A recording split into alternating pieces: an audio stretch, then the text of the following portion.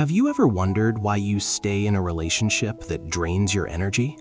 Or why you spend hours scrolling through your phone when you have a deadline that determines your future?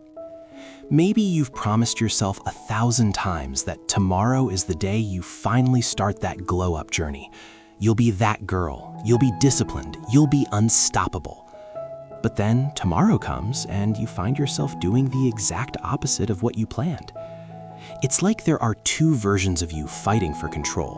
One who wants to climb the mountain, and one who keeps tying your shoelaces together before you even take a step.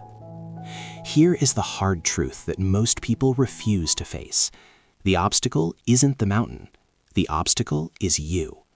But it's not because you are weak or lazy or broken.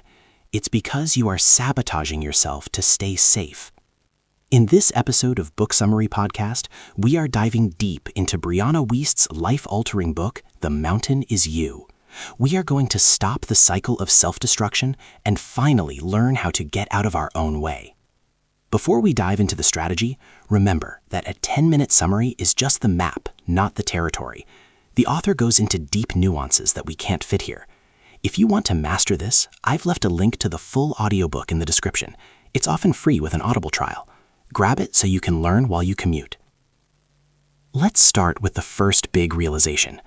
We often think of self-sabotage as a personal failing, like a bug in our software. We call ourselves procrastinators or unmotivated, but the truth is much more complex. Brianna Wiest argues that self-sabotage is actually a natural defense mechanism. Your brain isn't trying to ruin your life, it's trying to protect you. Think about it. Why do you binge watch Netflix instead of working on your business plan?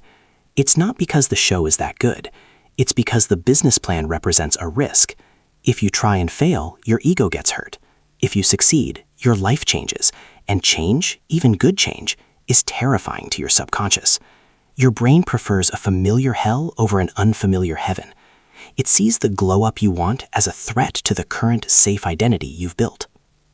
Pause for a second. I want you to be honest with me in the comments.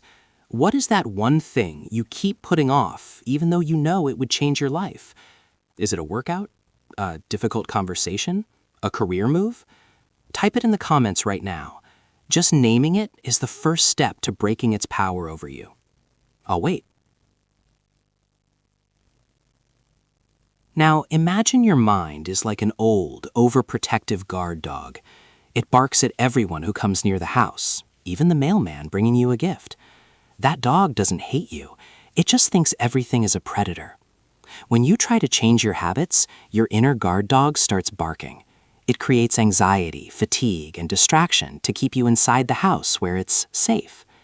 To climb your mountain, you have to stop fighting the dog and start training it. You have to realize that your self-sabotaging behaviors are actually coping mechanisms. They are the ways you deal with unmet needs. If you're overeating, maybe you're actually starving for comfort. If you're staying in a toxic job, maybe you're starving for security. Does this sound like you? Have you ever felt like you're your own worst enemy? This brings us to the second pillar of The Mountain is You, building emotional intelligence. The myth we believe is that we can just logic our way out of self-sabotage. We think if we just buy a better planner or watch one more motivational video, we'll change. But the truth is that you cannot think your way out of a feeling. Self-sabotage is an emotional problem, not a logical one. You sabotage because you are afraid of your own feelings. You are afraid of the discomfort that comes with growth. Book Summary Podcast wants you to understand that emotional intelligence isn't about being happy all the time. It's about being able to sit with discomfort without running away. When you feel the urge to check your phone or eat junk food or pick a fight, that is an emotional signal.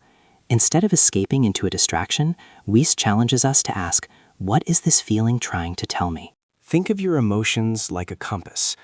If you're feeling heavy, maybe you're carrying something that isn't yours. If you're feeling resentful, maybe a boundary has been crossed. Most of us spend our lives running from our shadows, but the shadow is where the gold is buried.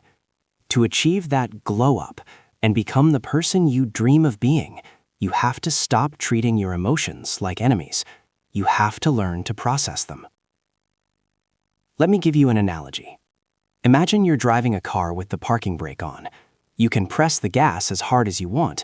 You can read all the books, take all the courses, but you're going to smell smoke, and the car won't move. Your suppressed emotions and unaddressed fears are that parking brake. Building emotional intelligence is the act of finally reaching down and releasing that brake. Suddenly, the same amount of effort moves you miles further. If you're finding value in this breakdown so far, please hit the subscribe button for Book Summary Podcast. It helps us keep bringing these life-changing ideas to you. And a quick reminder, these insights are powerful, but the full book contains the specific exercises and deep dive chapters that can truly shift your perspective. Use the link in the description to get the audiobook. It's the best investment you can make in your own mind. Now, let's get into the third and most vital part, releasing the past and establishing self-mastery. The myth is that we are waiting for a big moment of change. We think one day we'll wake up and magically be a different person. But the truth is that your life is built in the boring, quiet moments. It's built in the habits you repeat when no one is watching. To reach the top of your mountain, you have to stop being the person you were.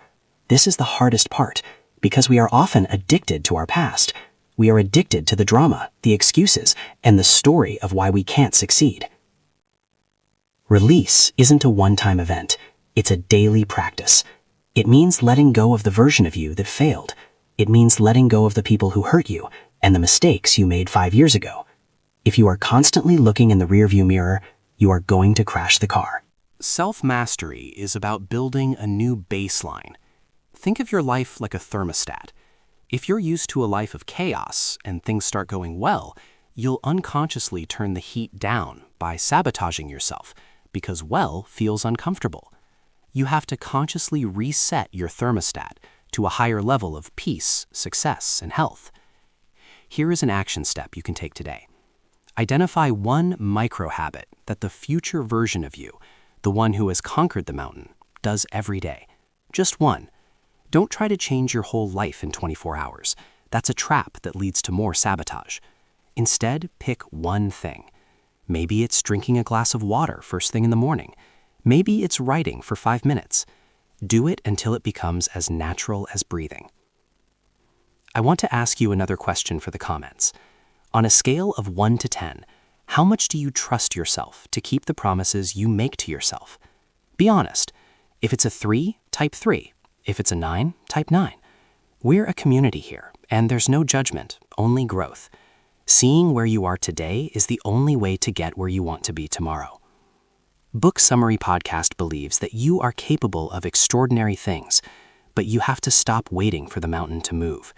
The mountain is there to be climbed. Every time you face a fear, every time you choose growth over comfort, every time you process a difficult emotion instead of numbing it, you are taking a step up that path. In The Mountain Is You, Brianna Wiest reminds us that the purpose of the mountain is not just to reach the peak.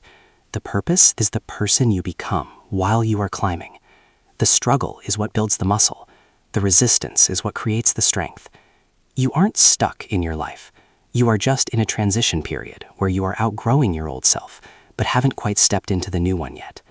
That in-between space is where the sabotage is loudest, but it's also where the most transformation happens. Stop looking for a way around the mountain. Stop looking for someone to carry you up. Start looking at your feet. Start looking at the ways you've been holding yourself back. When you finally realize that you are the one holding the rope, you realize you are also the one who can let it go. As we wrap up this session, I want you to sit with this thought. Your future self is waiting for you at the top, but they are rooting for you down here in the trenches. They know you can do it. They know that the pain of staying the same is eventually going to outweigh the pain of changing. Release the past. Build your emotional strength. Master your daily actions. The mountain is big, but you are bigger. Thank you for spending this time with Book Summary Podcast. If this helped you see your own patterns a little more clearly, please share this with someone who needs to hear it. Don't forget to check the link in the description to get the full audiobook of The Mountain Is You. It will give you the deep technical tools to finish the climb we started today. Subscribe for more deep dives into the books that change lives.